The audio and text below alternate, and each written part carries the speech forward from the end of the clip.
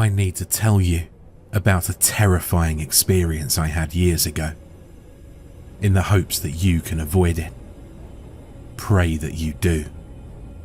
Between my first and second semesters at college, I transferred from the University of Miami to a teeny tiny little private college right up on the US-Canada border. It's small and recognisable enough that I won't share the name. The people I knew there have had enough to deal with already. It was tight-knit, offered almost no extracurriculars besides winter sports and a few sparse academic clubs. And it was exactly what I was looking for at the age of 19. I wanted to get out of Miami. I wanted relief from the constant heat and humidity. I wanted to get away from my family, and I desperately wanted peace and quiet, away from the constant noise of the city. And after I met him, I wanted Sever. Sever was the captain of the skiing team, which gave him more clout in the student body than you might think. The team was big, considering the small population on campus. It seemed like everyone there but me had been born and raised in the snow or on a mountain. My college experience isn't where my deepest regrets come from. Those come later. So I'll just say that I'd change two things about it, if I could. First, I would have moved up north right off, instead of bothering with Miami for another few months. Second, I would have done at least the bare minimum of athletic training in the relevant sports, before moving to a school populated almost entirely by winter jocks. I'm pretty sure I died 3 times over during our first few weeks of training. Some days, I could barely hobble to class thanks to ski practice the afternoon before. Looking back, I'm surprised that the guys on the team didn't laugh me right out of the room when they saw me in the lineup of underclassmen hopefuls. Only guy on the entire campus probably that was British. And that was just the start of how I stuck out. Maybe, with someone else in charge of the team, I would have been an uppity nail that needed to be hammered down. Not with Sever though. Sever Zima, man. His last name even meant winter, he told me once. He never could have belonged anywhere else. The first test that I passed on the team was probably not being one of the new guys to snicker at his name. You know how some clubs and teams are with each other. How they close ranks whenever any of their own is the slightest bit threatened. The ski guys were like that, and Sever was the team captain and the linchpin of their dynamic. No one even thought about messing with him if they were smart. Sever introduced himself to the new recruits at the first practice, and the guys who hadn't figured out right off that you didn't jack with the team captain made themselves known. He didn't say anything to them right then. He had a way of speaking without saying anything aloud. Silent as the winter landscape, those grey eyes drilling into you. God, he was and is the only man I ever thought of describing as beautiful. Even now, with everything that happened in the years since, he's still beautiful when I remember him. All sharp angles and pale skin, grey eyes and long black hair, longer than any of the other guys wore theirs. Even with everything that happened, I can still remember him like that. Nothing can take that from me, at least. Sever never let anyone have it right out in the open. I don't think there were ever any real blow-ups, the way you'd expect from a team and school populated by cocky athletic dudes. Not in the ski team. But people got the message, and one by one, the guys who wouldn't make it there drifted away. Somehow, I made it. I like to think he saw something in me right from the beginning, but who knows?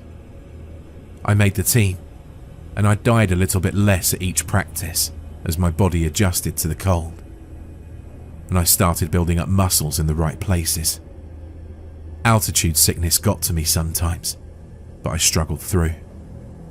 The first real conversation I had with Sever was, of course, about our names.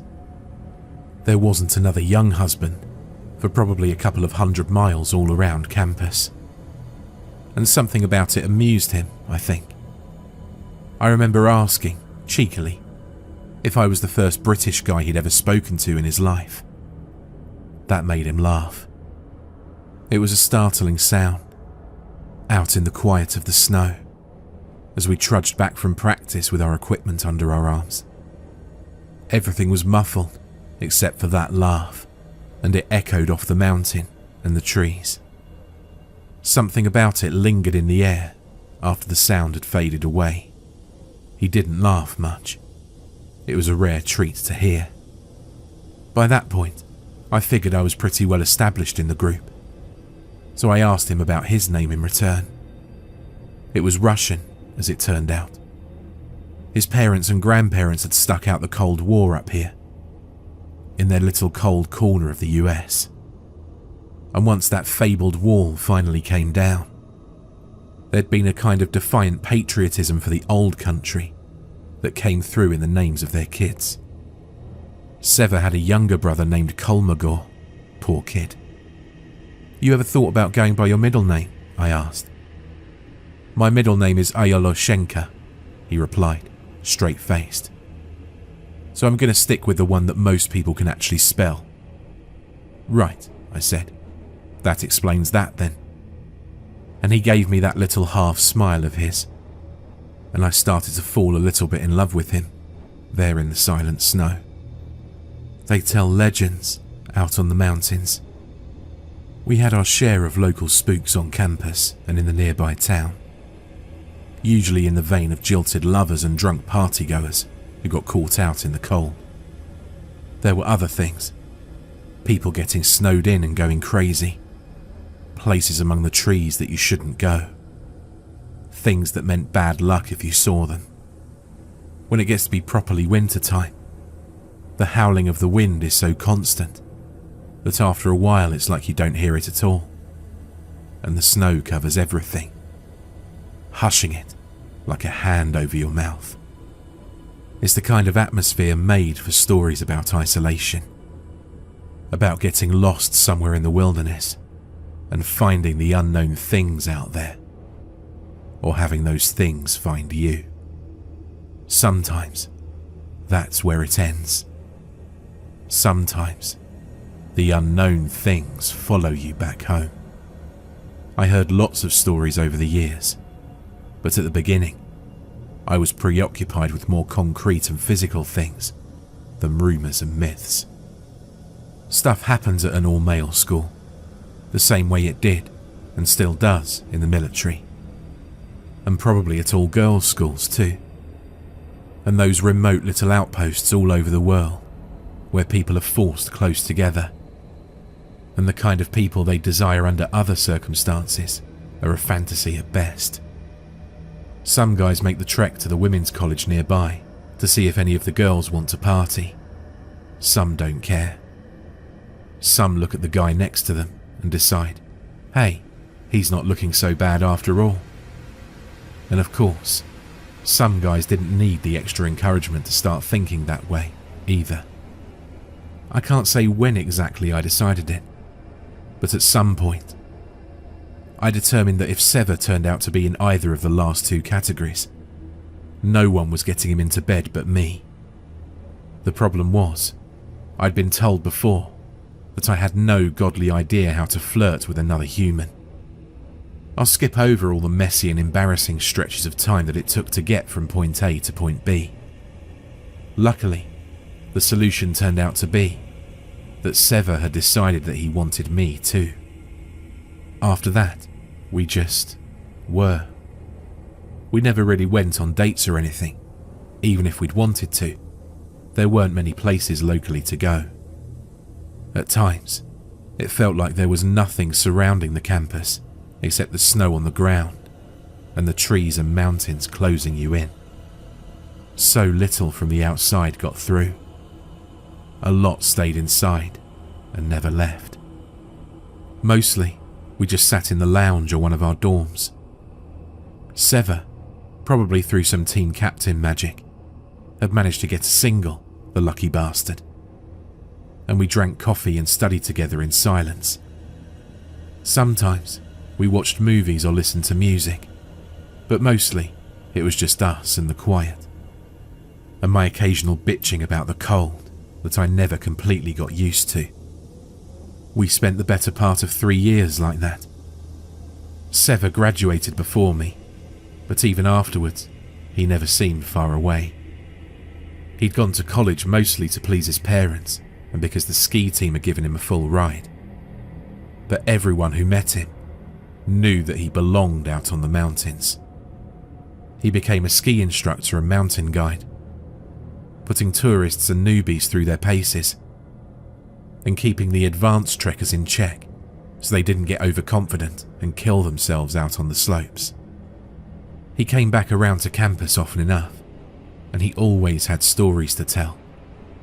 A bit of new life from around the area to inject into our tired old local legends. "You hear things out there, sometimes," he said once. He was straight-faced and serious like usual, so people listened to him more than they would have someone else. "Sometimes the wind sounds like voices, you know. It spooks the locals and the superstitious ones." When pressed, he added, "Sometimes the people who hear voices think that they're being called personally. Something's out there that wants them. Every few years, it sounds like someone goes crazy and walks out into a blizzard because of it. If people get bugging him for spooks, he'd shrug and change the subject to more mundane superstitions. Like how employees at one of the ski resorts said that it was bad luck to wear red socks up the mountain. Wouldn't you know it, their shop only sold red socks and white socks, and the white socks were the more expensive brand. That usually earned a little laugh and got people off his back. I usually forgot the stories until he spent the night. Everything was good when he did, like it always had been. But sometimes he would stop and tilt his head just so, like he was listening for something. Even when I strained my ears against the silence or the wind that I'd been subconsciously blocking out, I never caught a hint of what he was listening for. I'd remember some of the things he said about the legends up on the mountain though, and the chill would stay with me for a while.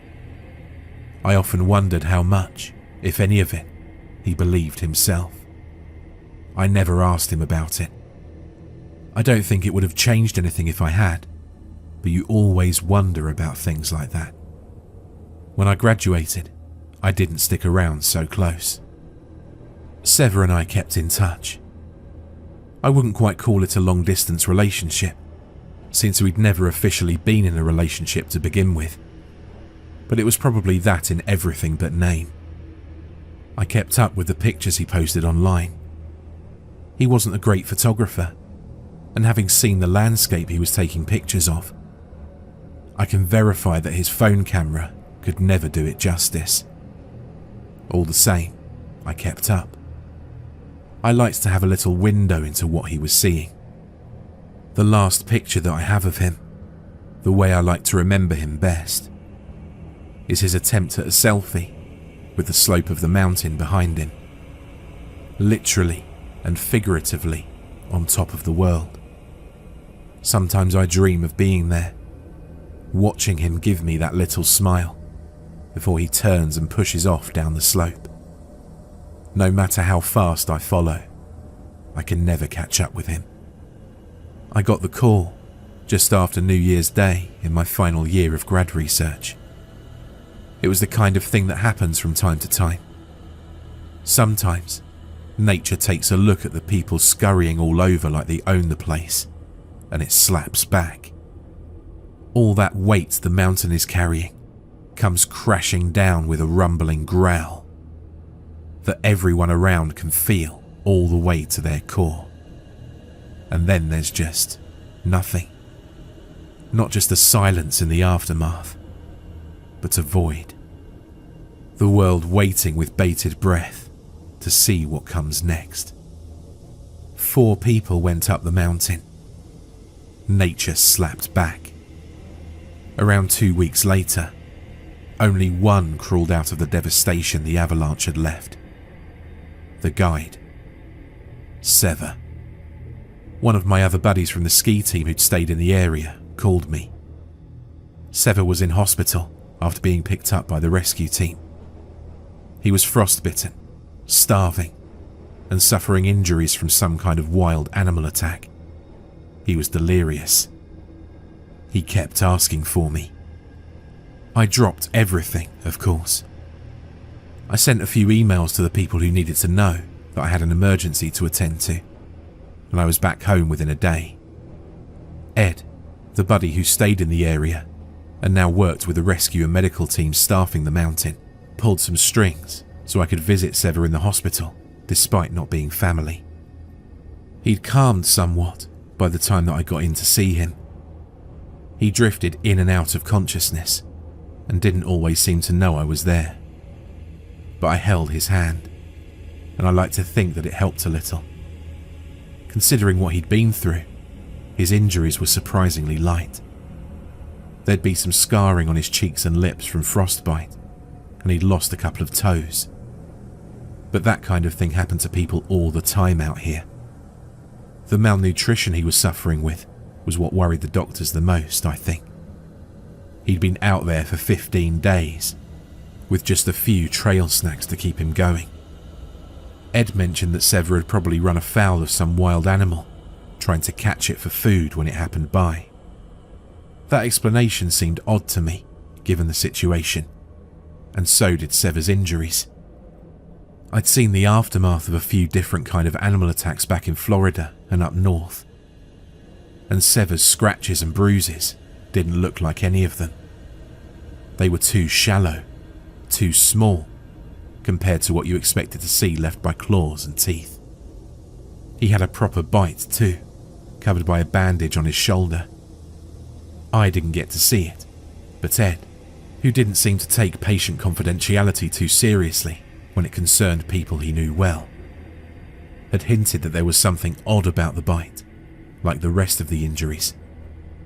I didn't think too hard about any of it, really, even the strange parts. I tried not to think too hard about the family of 3 that had gone up with him, but never came back, either. I was just glad that Sever was alive, in that quietly selfish way that people are, when one of their loved ones has been luckier than someone else's. It was another day before he came around enough to be coherent when awake. No one was too keen to bother him for anything, other than what details he could give that might point them to where they could find the remains of the family he'd been guiding. He confirmed that they were dead, but he couldn't say just where they might be found. That wasn't too unusual. What was unusual was that Sever kept coming up with reasons why he couldn't explain better, and his story kept changing. Inclement weather would make searching dangerous.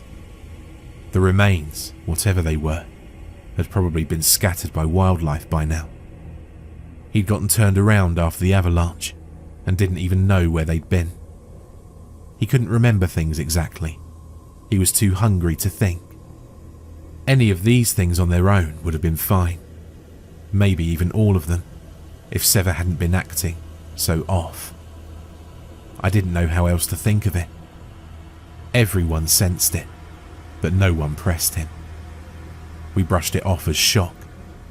He'd never had a disaster on his hands before. A lot of instructors and guides never saw something of that scale in their entire career, and Sever was only a few years into his. You didn't easily recover from 3 people losing their lives on your watch, even if there was nothing you could have done about it. I think maybe we all had some sense that it wasn't just shock, but none of us were superstitious enough to really chalk it up to anything else. There were signs, but we ignored them. I don't think there was anything we could have done, but all the same, we ignored the signs. Everything Sever could be coaxed into talking about would always circle back to the same thing: the hunger. He was always hungry. he was starving. And yeah, he was literally starving after spending 2 weeks trapped in a cave by ice and snow. So of course, no one made anything of that at first. I visited as often and for as long as I could. Pretty much all I did when I had to leave the hospital and go back to my motel room was try to unsuccessfully work on school assignments and sleep. I kept picturing Sever's face, even when I wasn't there with him. The black, dead patches on his lips and cheeks.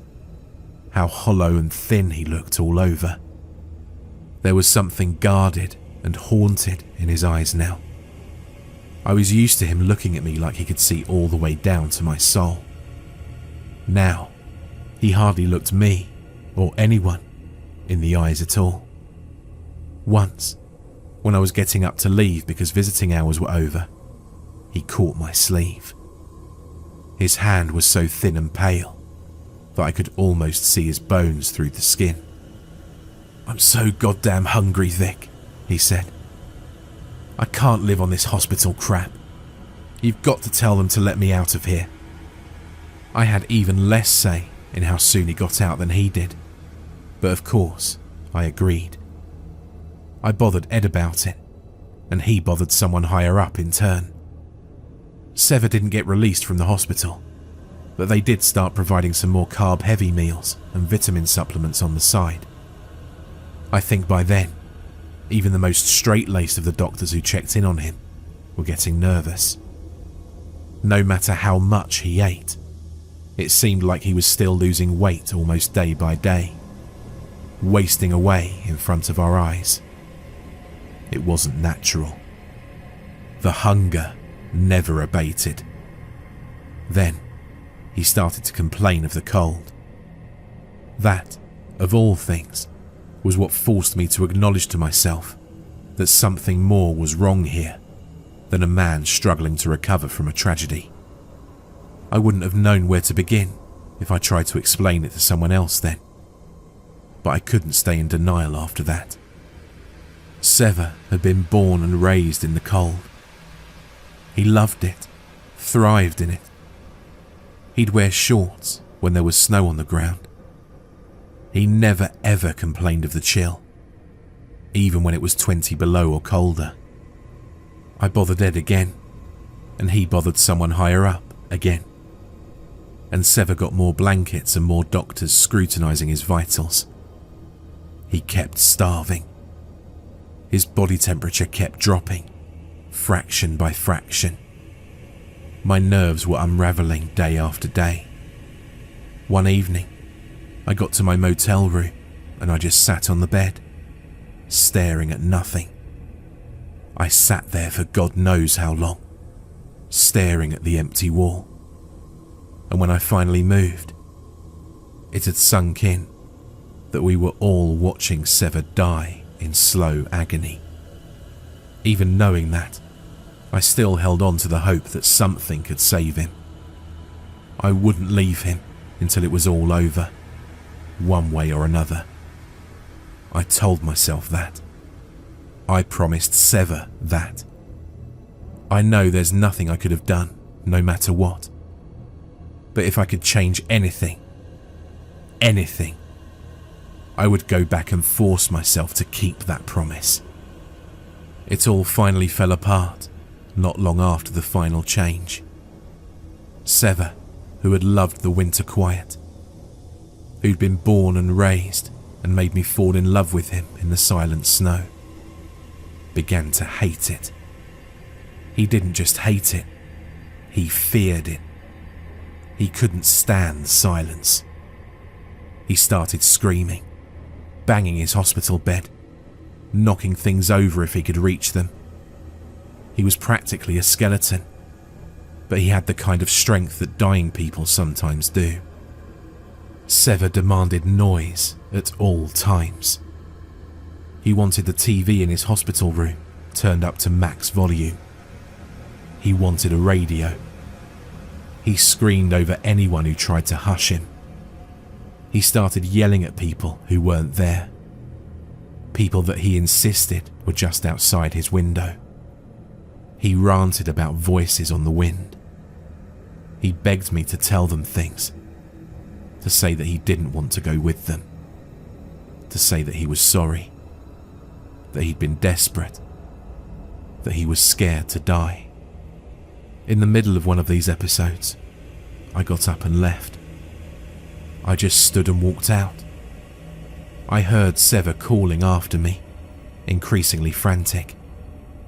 But I kept walking until I was outside, and then I ran as far and as long as I could, until I collapsed in the snow with tears freezing on my cheeks, and Sever's screams still seeming to echo in the silence around me, just like his laugh had long ago. Sever Zima is dead. I tell myself constantly that he's dead and gone, and that he's better off that way. God, I hope there's nothing of him left. I never went back to the hospital while he was alive. I have a lot of regrets that you'd expect. I abandoned him. I never properly said goodbye. All of that. Sometimes I regret that I didn't die too. I got the call in the middle of the night, a bit less than a week after I walked out of the hospital for the last time. It was Ed's phone number, but it took me a minute to realise that the voice on the other end was Sever's. He was crying hysterically. I couldn't get anything coherent out of him. No answer about where Ed was, or why Sever had his phone, or anything else about what was going on. That phone call lasted 2 minutes and 34 seconds. Around 2 minutes of Sever shrieking and crying, and then someone yelling in the background. A crunching and tearing noise, and then the call abruptly ended. So of course, the idiot that I was, I got out of bed, bundled up and booked it to the hospital. Something that always gets me when I think about the whole messed up situation is that in a lot of ways, I got off easy. I never made it into the hospital. I never got to see what Sever did when that awful, endless hunger finally won. The police and their cleanup crew found most of Ed, the top half of him at least. But all that was left of the attending night nurse that Sever attacked before Ed intervened was shredded clothing and viscera. People who weren't there tell stories about it, but the cops who attended the scene and the guys who had to clean it up never do. Makes you wonder what else they saw that was even worse. Me though, I never saw any of it. I only made it to the parking lot. I only saw Sever. He was staggering around the lot, dragging something that in hindsight I'm pretty sure was the other half of Ed. He'd gotten taller. A lot taller. Either no one noticed it happening because he'd spent the preceding weeks confined to a hospital bed, or it had been a sudden thing. He was still horribly thin, skin sticking to every angle and curve of his bones. The wild mess of his hair kept me from seeing his face clearly, but his mouth. At first I thought he was grinning, but after turning that image over and over in my mind in the years since, I think that he just couldn't close his mouth. I think there were too many teeth. I froze in place when I saw him, but that didn't keep him from seeing me. He lurched towards me, and a gust of wind that cut straight through me to chill to the bone whispered my name. Vic. I fainted then. That's all I can say for sure that I experienced that night. I have other memories. Ice-cold fingers caressing my face. Heavy, unnatural silence pressing down on me like a thick blanket. Like something was blocking out the rest of the world. The only thing that broke the dead silence was the sigh of the wind. So faint, I couldn't be sure I was ever really hearing it. It whispered my name over and over. There were drag marks and a blood trail in the snow when the police got there and found me. But Sever left no footprints. When the blood grew lighter and lighter and finally tapered off into the tree line past the edge of town, there was nothing else to follow. Maybe there was a scent that police dogs could have picked up, maybe not. Our little town didn't have a canine unit, and the snow never let up long enough for a thorough search to be possible before any trail was long cold. The official story ends there, with a little epilogue tacked on about the human remains found in a mountain cave once the spring thaw came. The family of 3 that Sever had been guiding when the avalanche trapped them. From what I heard, it had been so long by then that the exact cause of death was difficult to determine. But it probably wasn't exposure. Some of the damage on the partially eaten bodies could be linked to the mountain wildlife, but not all of it. They tell stories up in the mountains about what happens to people who get trapped in the snow, the things that some will do to survive, and the price they pay for it. In public, everyone says that Sever is dead. He lost his mind and ran out into the freezing cold night after his wild outburst of violence. These things just happen sometimes up in this part of the country. I want Sever to be dead, but no one ever found his body. I came back home to the UK these past few years. I had to take a break from my grad studies on the recommendations of both my university and my psychiatrist, but I've gotten back to them now, and I think I'm doing pretty well. The noise of the city keeps me awake at night, but I need it. Just like Sever before he died, I can no longer stand the winter silence.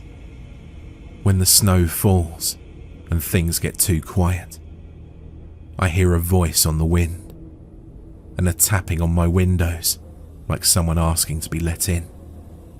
I had to leave my last apartment because I disturbed the neighbours, yelling at that voice to leave me alone.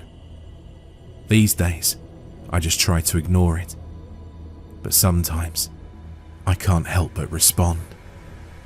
I just have to shout over it, to tell it to go the hell away and stop pretending to be someone that I loved. Now and then, when it goes, I beg for it to come back. For more terrifying creepypasta horror stories, check out the playlist or the video on screen.